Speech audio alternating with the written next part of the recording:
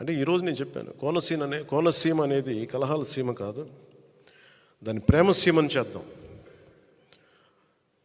నేను అమలాపురం పర్యటనకు వస్తాను. పర్యటన వచ్చినప్పుడు పాస్టర్ సోదరులందరికీ చెప్పాను, ముందు మనం ఒక ప్రేమపూర్వకం అందరం కలుద్దాం. అసలు ముందు మనం ఒక ఆత్మీయ కలయిక పెట్టుకుందాం, మనం ఒక ప్రేమ కలయిక పెట్టుకుందాం.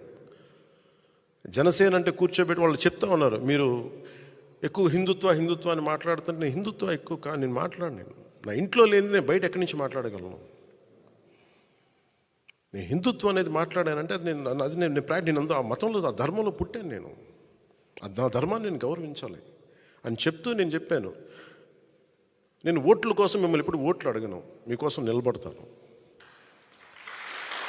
మీరు నాకు ఓట్లు వేసినా ఏగిపోయినా, మీకు కష్టం వచ్చినప్పుడు జనసేన